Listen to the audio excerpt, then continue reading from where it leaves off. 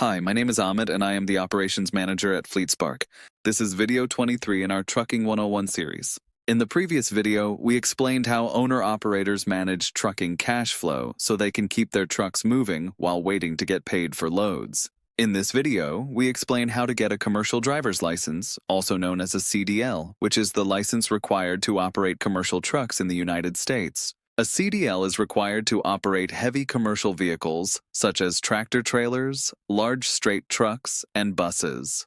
The license is regulated at the federal level, but it is issued by your state's driver licensing agency. The process follows several main steps. You must meet eligibility and medical requirements, obtain a commercial learner's permit, complete required training, and pass a skills test before receiving your CDL. First, you must meet the eligibility requirements. You must already hold a regular driver's license from your state and pass a Department of Transportation physical exam performed by a certified medical examiner. Age requirements also apply.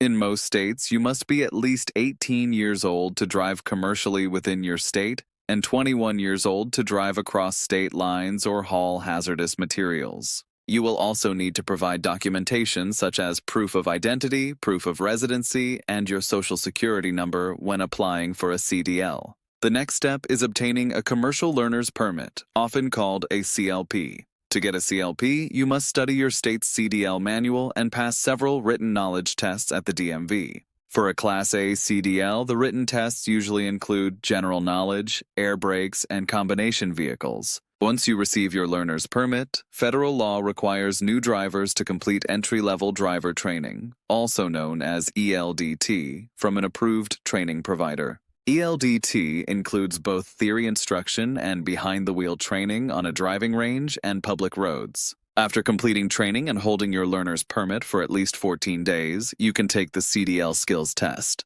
The skills test has 3 parts: a vehicle inspection test, a basic control skills test where you perform maneuvers like backing and parking, and a road test where you drive with an examiner on public roads. After passing the skills test, you return to the DMV to finalize your CDL and receive your commercial driver's license. There are 3 main types of CDLs. Class A licenses allow you to operate tractor-trailers and combination vehicles. Class B licenses apply to heavy single vehicles such as straight trucks and buses.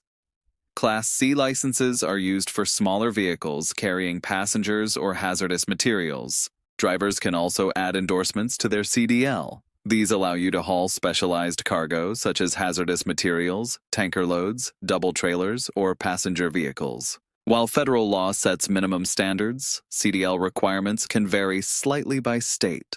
Application fees, testing procedures, and license renewal cycles may differ depending on where you apply. If you already hold a CDL and move to another state, you must transfer your license by visiting the DMV in your new state of residence and surrendering your previous license. At FleetSpark, we help owner-operators and small fleets understand the financial and operational side of the trucking business so they can build stable and successful operations.